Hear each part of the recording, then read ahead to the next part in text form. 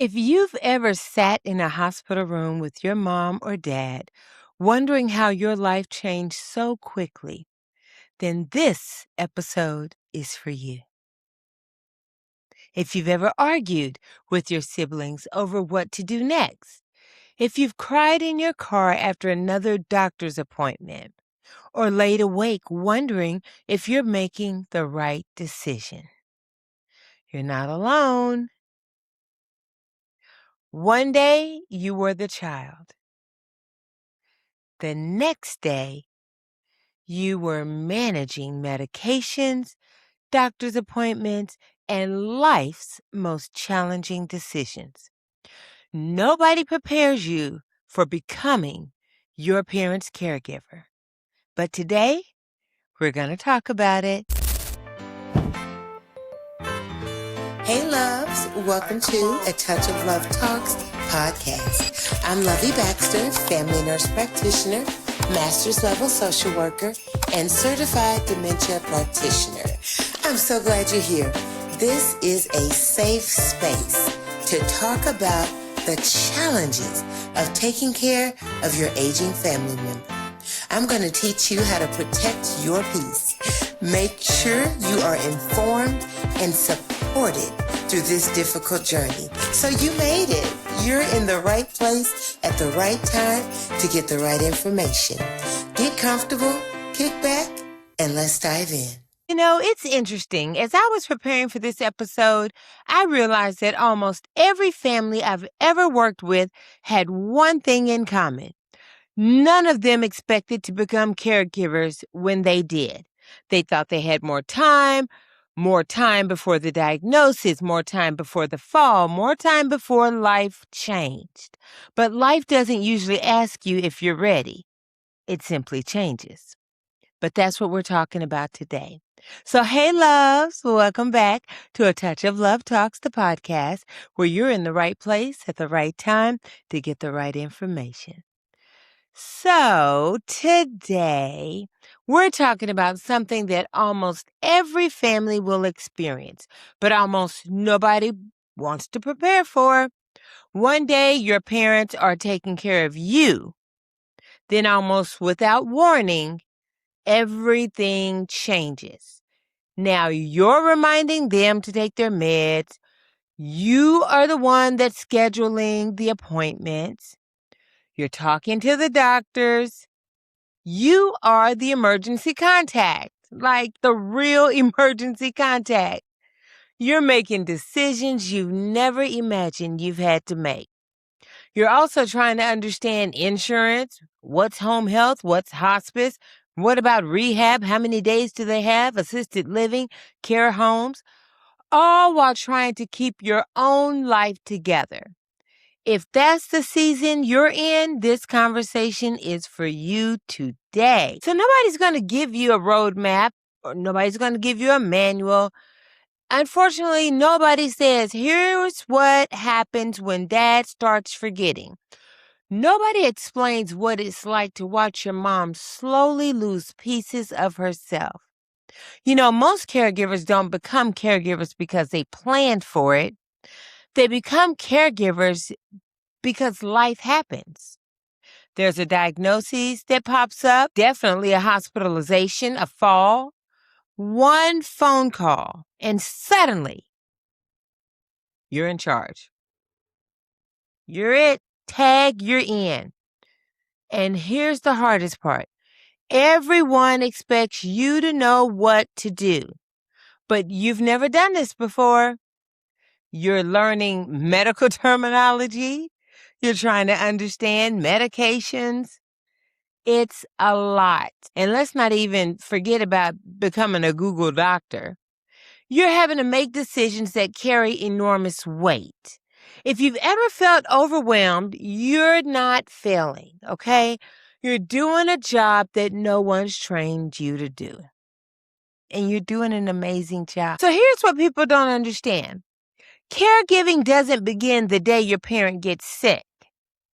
It begins the day you realize, they're depending on you more than you're depending on them. That's the day that everything changes, and nobody prepares you for that. Nobody prepares you for grieving the relationship you used to have while your parent is still sitting right in front of you. People think caregiving is physical. It's not. It's emotional. It's lying awake at night wondering. You're wondering things like, did I make the right decision? Should I have gone there? Should I have noticed that sooner? Should I keep them at home? Should I move them? Am I doing enough? That's all that's going through your head. Every caregiver I know has asked themselves those questions. Then comes the guilt. You're feeling guilty for needing a break, feeling guilty for going on vacation, the guilt from just being exhausted. Can I tell you something? Those feelings don't make you a bad caregiver. They make you human. And I've said that time and time again. You're only human. And it's okay. So let me just free you up today. Today's free day.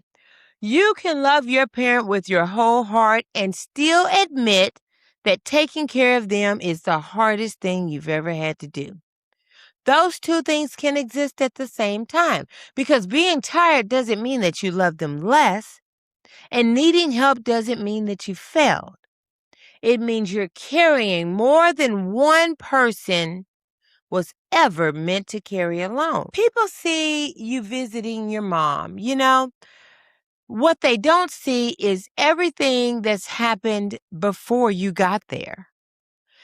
They know that the doctor's appointments took place. What about the medication refills, the insurance phone calls? They don't see all of that. Oh, the grocery shopping, the bills, the transportation. And then again, going back to Google, you got to be on the computer researching stuff, going to doctor's appointments, filling out the paperwork, the cleaning, the endless phone calls, them calling you, asking you. And then you got to go home and you're still expected to be a spouse, to be a parent, an employee, a friend. Many caregivers aren't doing one full-time job. They're doing 2, 3, 4, 5, 6, 7, I don't know, a lot. But that's why so many people feel like they're drowning. You're raising children. You're caring for aging parents. You're trying to keep your career together. And somewhere in the middle, you're trying not to lose yourself. OMG. Bam. There we go. That's that sandwich generation. You're carrying everyone else while wondering who's carrying you. It's so hard. And then let's not even talking about family conflict. Oh my goodness. Caregiving doesn't just affect one person, right? It affects everyone. Sometimes it brings families closer, which I love when it does that. But sometimes it exposes old wounds. There's one sibling who lives out of town, one sibling who's questioning everything, and then the sibling who knows it all but wants, to stay just at arm's length but wants updates on everything. And then there's just usually one person carrying almost everything. And if that's you, stop trying to convince everyone else to care exactly the way you do. Just stop, because it's not going to happen. Just communicate clearly, share your information, have family meetings, and document important conversations. But let me get you to understand this. You cannot force someone else to carry a responsibility they haven't chosen to carry. You just can't do it. So here's something I wish every caregiver believed. Y'all ready? Boundaries are not abandonment. Hello, can you hear me? You do not have to destroy your own health trying to save someone else's. I said it. I sure did. You need to tell people you need help, and that's okay. There are so many resources out here that can help. And I think one of the biggest mistakes that families make is that they wait until they're in crises before they ask for help. You don't have to wait. Talk with your loved ones, PCP, talk to them about different services. Is home health appropriate? What about physical therapy, occupational therapy, speech therapy? There are so many people out here that can help you. Social workers, they're there to help. If they have a serious medical illness, is palliative care appropriate? What about if they meet the requirements for eligibility for hospice? And let's be clear about one big misconception that I always hear. Hospice isn't about giving up, y'all. Hospice is about comfort. It's about support and education. It's definitely about dignity. And they help families navigate one of life's hardest seasons. And I'm speaking from experience, okay? You got to lean in on all of the help that's out there. If you're struggling to work during the day, there are adult daycares. Talk to your church. There are caregiver support groups. We're here right now supporting each other, right? You simply have to know where to find them. And I'm here to help you. Let's talk about one other area I want to discuss, legal planning. Don't wait till you're sitting in the emergency room to have these important conversations, y'all. We've talked about this before. Talk to each other now. Who's the medical power of attorney? Who's the financial power of attorney? Is there an advance directive? Does everyone know where those documents are? I don't know where mine are. I got to find mine. We just moved. I got to find mine. Anyway, I digress. Listen, planning creates peace. Okay? Can I share something with you that I overheard time and time again over the 30 years that I've been caring for older adults? I've had families tell me, Lovey, I wish we would have asked for help sooner. Do you know what I never hear? I never hear, I wish we had asked for help, but it was too early. What? Never hear that. I always hear families say how they needed help. Then someone stepped in, and almost every time they tell me, I can finally breathe again. Can I encourage you today? Accepting help doesn't mean you've stopped loving your parent. Sometimes accepting help is one of the greatest ways you can love them because it allows you to stop spending every single moment managing their care and simply spend time being their daughter or their son again. The worst time to make emergency decisions is during a crisis.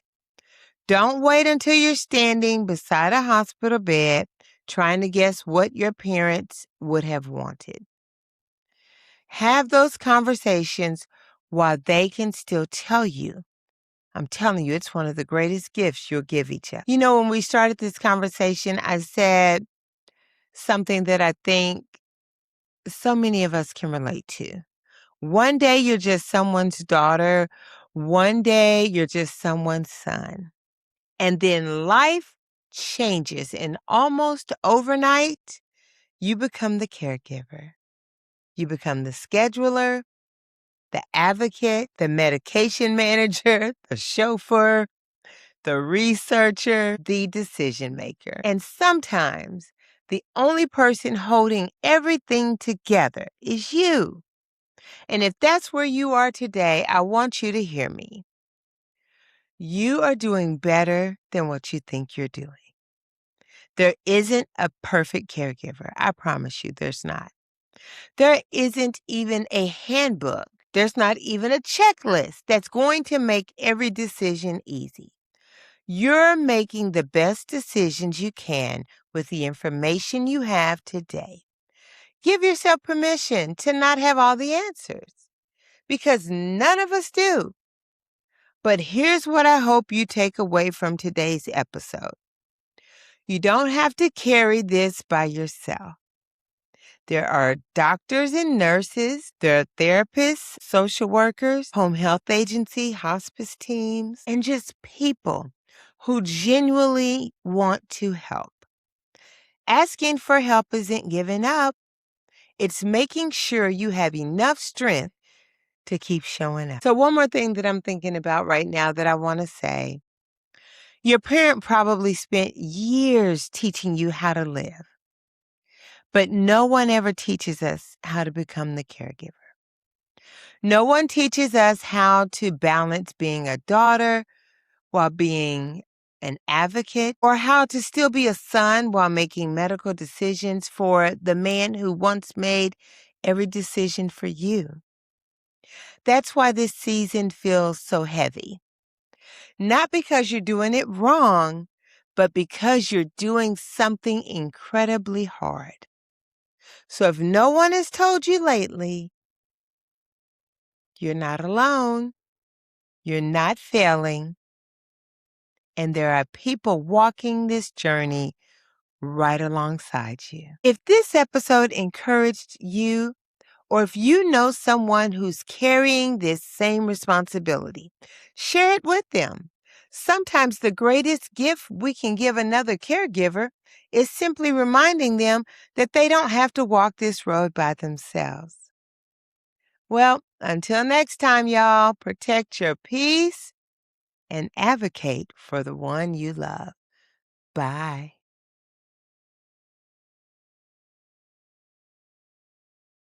All right, loves, that's it for now. If this conversation helped you in any way, then go ahead and subscribe so you can stay connected. And don't forget to hit that bell so you can be in the right place at the right time to get the right information. Hey, until next time, protect your peace and advocate for the one you love.